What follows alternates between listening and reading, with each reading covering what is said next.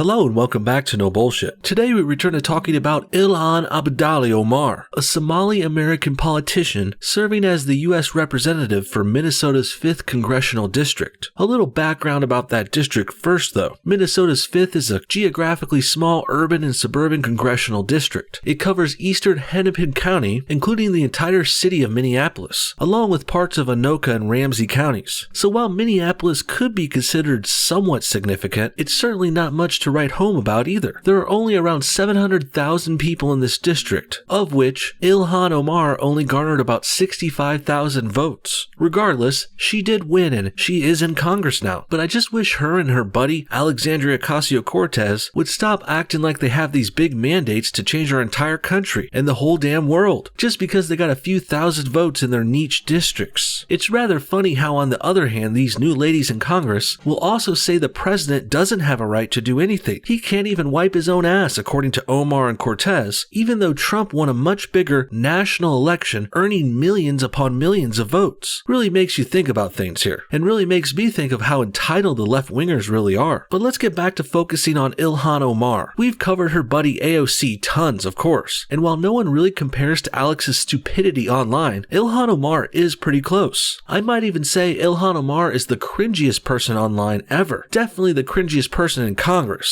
So, to display this today, there's two videos I want to show you that Omar put on her own Twitter following the president's State of the Union speech earlier this week. First, here's a quick shot of Omar trying to dance. And the tweet above it says, "When I hear individual one spout hate about immigrants." And then she's dancing to a clip of the song This Is America by Childish Gambino. And it looks like this video is a repost from her Facebook too, or Instagram or Snapchat or some other dumb shit. You know, one of those apps that thoughts use to send nudes to their Tinder matches. Yeah, that's what our new class of congresswomen are using today, except they're mixing in awkward dancing and attempts to relate to the public, while also contrasting that with serious and sincere political announcements and rebuttals. It's a very awkward and weird time to be in the American discourse these days, to say the least. And before we get to Omar's attempt at being serious with a full rebuttal to the president's speech, let's just take a minute and admire how cringy this dancing video is again. How can anyone take this woman seriously after this? And I haven't even mentioned how wrong the whole message of the tweet is. Trump never spouted hate about immigrants or anyone. In fact, he even said he wants more immigrants, actually. Trump just wants them to come in legally and by the books, officially and following the rules. So basically, Ilhan Omar is responding to hate that never really existed. She's pretending there was hate in the president's speech when there really wasn't, basically strawmanning the guy in order to pander to left-wingers and minorities, her bread and butter. Next, let's get to Omar's attempt at seriously responding to the president's speech, which to me comes off as childish and forced and ill-prepared, and almost as bad as this dance was. Take a look at this. This State of the Union felt like it was,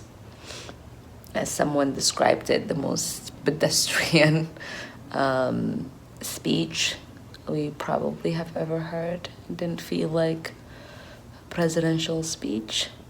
Oh, the irony. This lady is filming vertically in a vlog-like, completely unprofessional style, yet she has the lady balls to say the State of the Union was pedestrian and not presidential? Wow, you really can't make this kind of shit up. The hypocrisy and lack of self-awareness is astounding here. I really think this is the kind of thing people will look back at it in the future. They will use this as an example of how far gone, out of control, and completely morally bankrupt the left has become. And this really shows how lacking in self-awareness Omar is. And she's projecting her lacking of professionalism onto the president. A president who I have never seen not wearing a professionally tailored and pressed suit. And a president who just gave one of the best and most approved speeches in this country's history. All while he was performing for everyone in the nation's capital in front of all the top camera crews and news reporters in the world. Meanwhile, Omar here is vlogging vertically on her iPhone, wearing all white before Memorial Day no less. And also, her blouse is cracked open to show some cleavage. And she's even wearing a leather jacket with a blue tablecloth on top of her head. And she's the one calling the president unprofessional. Priceless. Really shows how full of herself she is. She can do and wear whatever she wants, even dancing in Congress wearing a handkerchief on her head. Meanwhile, her opponents are always wrong according to her. While really, Trump is of course the one acting professional.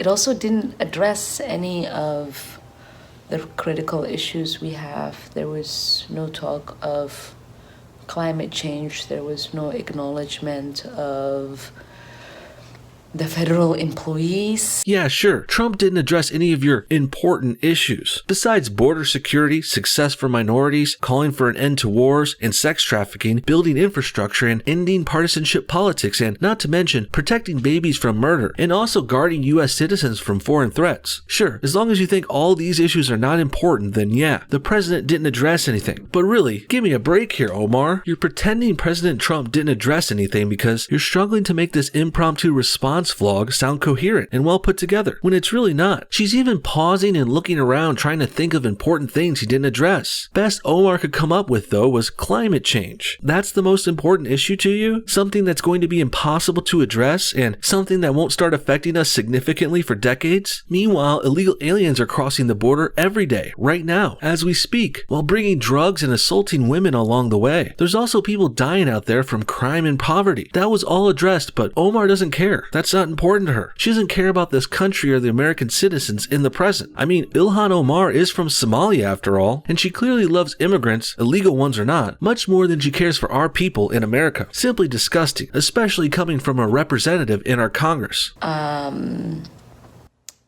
he just disrupted for 35 days for no reason. There was no conversation about the shutdown or things that we need to do in the future to avoid a shutdown. There was no apology to the American people.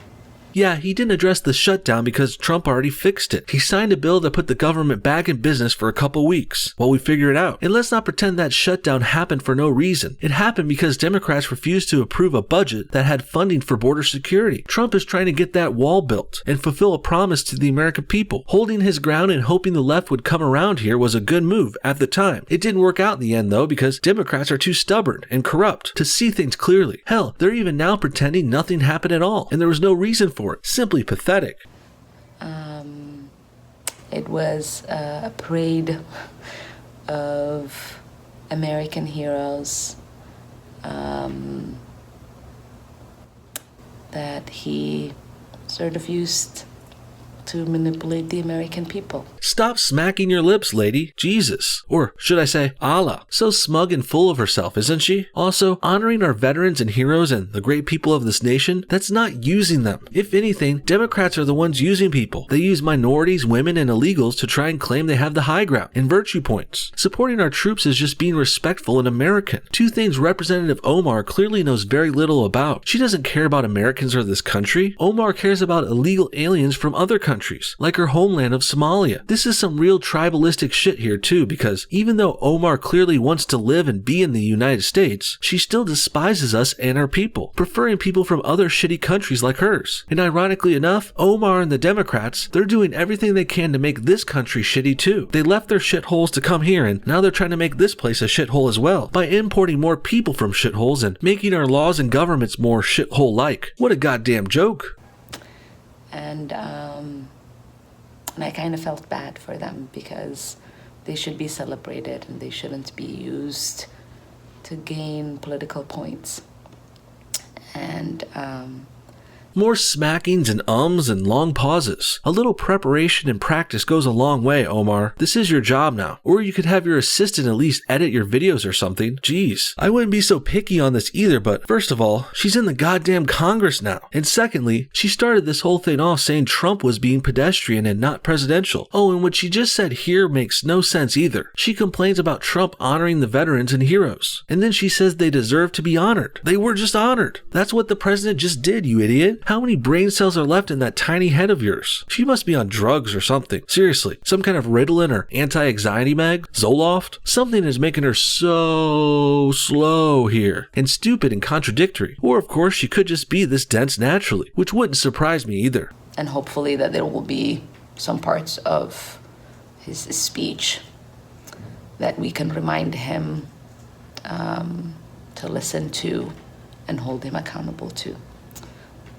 What is she even rambling about now? She says she wants to hold him accountable, but at the same time, her side won't allow for the things Trump is promising to do. You can't hold him accountable for the border wall when you're the ones voting against it. And you know what? I think this is proof the Democrats want Trump to fail so bad because they want to hold him accountable for failures. And they want that so bad, so much, that they're willing to hurt America to make it happen. Shit, what Trump wants to do is make America great again after all, so by definition, Democrats are trying to stop America from becoming great. So even though this video seems insignificant, it's actually a very small, candid moment that says a lot. It's a really dumb freshman Democrat who accidentally spilt the beans on their party's dubious agenda to make America less great. Especially with the infrastructure funding or the work that needs to get done in reducing pharmaceutical prices.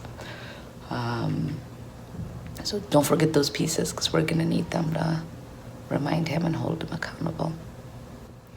All right. Bye, everyone.